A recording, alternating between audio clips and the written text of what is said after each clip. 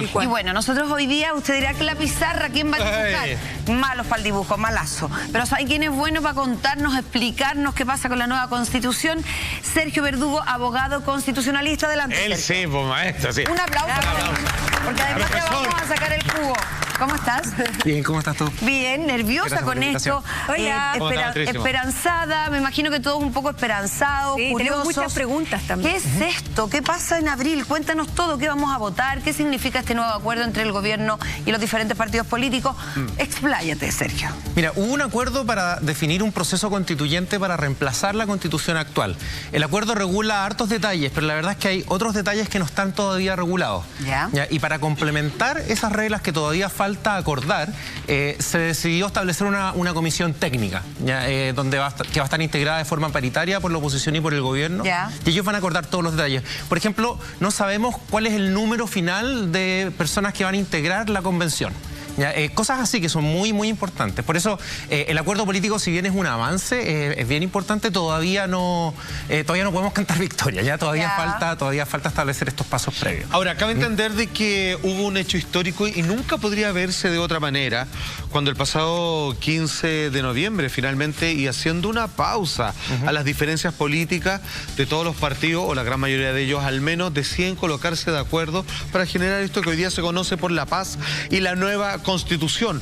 Ahí están las firmas, hasta las 2 de la mañana, y después de largos procesos de discusión, finalmente logran colocar la rúbrica en esto que, como decíamos, histórico, que echa al suelo completamente la Constitución del 80, cuestionada entre tantas cosas, pero de partida por el simbolismo que, siendo escrita en dictadura, hoy parten desde una hoja en blanco. Pues bien, queremos partir precisamente con este ejercicio para que tú, querido amigo, Sergio Verdugo, experto en la materia, nos explique, pero a modo tremendamente didáctico, de qué es lo que va a ocurrir y, como bien decía Eva, cuál es nuestra injerencia como ciudadanos, los que salimos a la calle, los que exigimos un estado de equidad, es por qué proceso vamos a transcurrir y cuáles son nuestras responsabilidades al respecto. Entonces, primero, ¿cómo se desarrolla este proceso? Con el plebiscito de entrada que se inicia a partir del abril del próximo año, no queda tanto, año 2020. Tenemos la primera gráfica, señor director, cuando quiera. Plebiscito abril 2020. Aquí hay dos preguntas que usted va a tener que decidir y con su puño y letra, con su lapicito, marcará ante dos preguntas. ¿Quiere usted, lo primero, una nueva Constitución? ¿Aprueba o rechaza? Y lo segundo, ¿qué tipo de órgano constitucional debería redactar la nueva Constitución? ¿Convención mixta constitucional o convención constitucional? La primera es muy sencilla, ¿no? Es, ¿queremos que haya una nueva Constitución o no? Y esa Constitución es de cero. Agarramos, usted, esta es la que conoce, la que se vendía a 4.000 pesos hasta el día de hoy con mucho éxito en los kioscos. Olvídese, agarre y la tira. La pueden descargar de forma gratuita en la página web de la Biblioteca del Congreso. Ay, ¿siempre fue así? Buen dato, buen dato. Ah, pero notable. bcn.cl, la página web de la Biblioteca del Congreso, ahí está el PDF, la pueden Y la descargar. descargo y la subrayo yo, digamos, y puedo cuestionar una serie de cosas. Perfecto. Ok, entonces la primera. Pero la segunda pregunta no es tan simple, porque mucha gente en su casa se preguntará, ¿cuáles son las opciones que me está dando? ¿Cuáles son? Ok, ¿cuáles son estas dos opciones que tenemos en la segunda alternativa? Mira, todavía hay que darle mucho más contenido a esto. Lo que sabemos es que la convención mixta va a estar compuesta, la mitad de ellos por legisladores, o sea, actuales parlamentarios. Actualmente en oficio, pero todavía no sabemos cómo se van a elegir entre ellos. Pero son del grupo de ya conocidos. O sea, son aquellos que elegimos hace 2 años atrás en las elecciones, ¿no? O sea, Y entre ellos se van a tener que poner de acuerdo. Los que están vigentes. 25 años, o sea... Claro. Y la otra mitad va a ser por un grupo de personas que van a ser electas. Y sabemos que el sistema electoral va a ser parecido al de la Cámara de Diputados, pero todavía no sabemos los detalles. No sabemos, porque como no sabemos cuál va a ser el número completo, no sabemos si va a operar de la misma forma. Si tú tienes un número más alto, tú puedes tener más distritos con listas más grandes. O sea, todos esos detalles electorales son muy importantes. No sabemos, por ejemplo, si las leyes de financiamiento de la política hoy día van a regir o se van a alterar. Y hay muchas cosas que todavía no conocemos, y esos detalles son clave. Ya, a ver, mira, para ir zanjando un poco y entendiendo así punto por punto esta conversación, Sergio, te hago la siguiente pregunta. pasemos inmediatamente del primer cuestionamiento de esta papeleta que nos van a pasar, porque cuando dice, ¿usted quiere o no una nueva constitución, rechazo o aprueba? Yo creo que lo que va a ocurrir ahí está más o menos claro. Se va a aprobar eso. Haciendo, digamos, una hipótesis, yo creo que, pero que hay una alta posibilidad.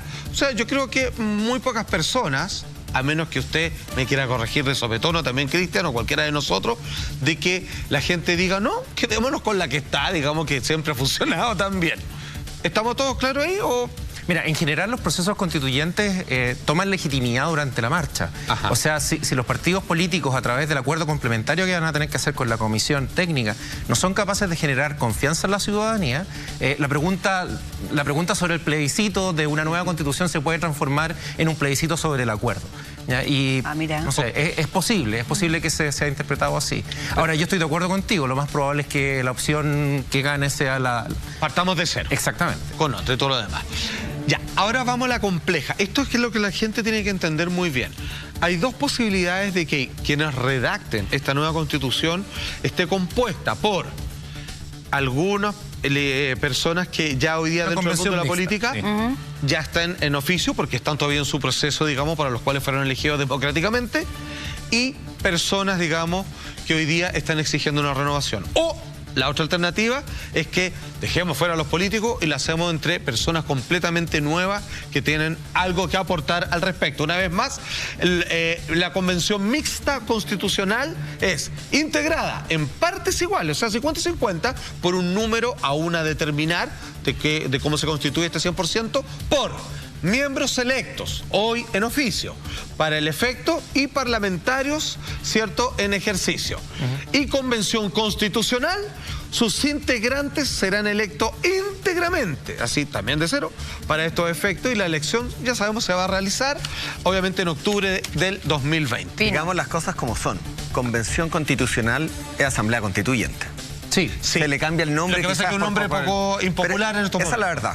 Yo tenía muchas dudas. Al principio yo decía, bueno, a los congresistas, a los parlamentarios, nosotros les dimos voluntariamente la potestad de legislar. Ajá. Que ellos legislen la Constitución en lo que era el Congreso Constituyente. Y después pensando dije, no, porque esta gente lleva 6, 7 años sacando leyes, tienen que ver la ley del agua, el presupuesto, y es mucho mejor poner a personas, ciudadanos, abogados constitucionalistas, representantes de los diferentes mundos de Chile, a sentarlos durante 9 meses, que va a ser el plazo original, con una prórroga de 3, máximo 1 año, que estén, cierto, 100% dedicados a crear esta nueva Constitución. Pero Convención Constitucional, digamos las cosas como son, no sé si estás de acuerdo, es Asamblea Constituyente. Mira, yo creo que aquí los nombres importan menos que el contenido, el procedimiento mismo.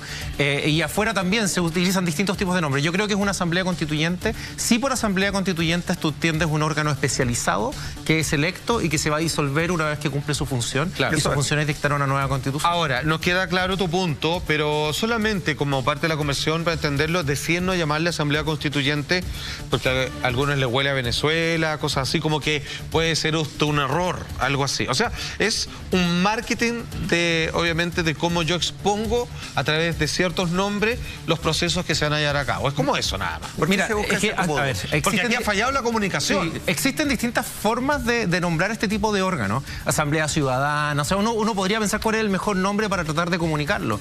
Pero eso no, mira, afuera de Chile, las denominadas asambleas constituyentes pueden también ser nombradas por otros mecanismos, el sorteo, por ejemplo, también pueden ser mixtas. O sea, hay una variedad importante de alternativas.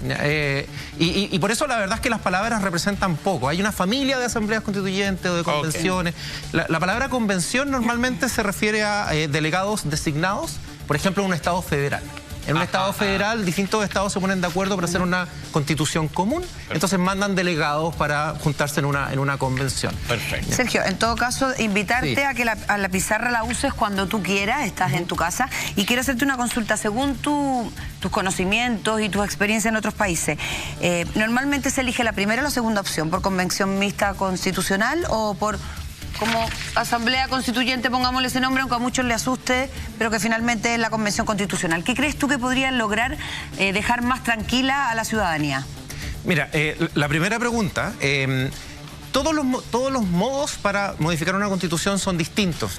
Siempre hay adaptaciones distintas. O sea, cuando uno habla de asamblea constituyente en Venezuela o cuando uno habla de asamblea constituyente en otros países, no sé, Irlanda, otros países que han hecho esto, todos han tenido detalles distintos y los detalles son muy importantes.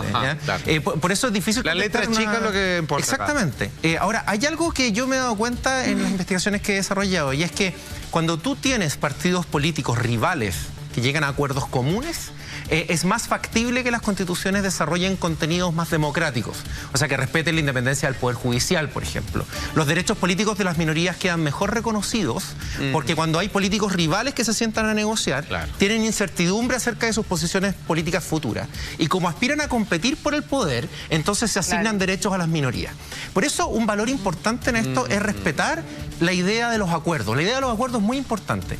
Y asambleas constituyentes que han fracasado en el sentido de que han dictado constituciones poco democráticas o acompañadas con deterioros democráticos importantes, todas ellas suelen tener en común que no se da este fenómeno de los acuerdos. Se da, en cambio, una coalición hegemónica, normalmente liderada por un caudillo, que diseña una constitución para los beneficios de esa coalición hegemónica que capturó el órgano. Por eso, independientemente si es una convención mixta, una convención constituyente o una asamblea u otro mecanismo que podemos pensar, es muy importante mantener la idea de los acuerdos de políticos que piensan distinto.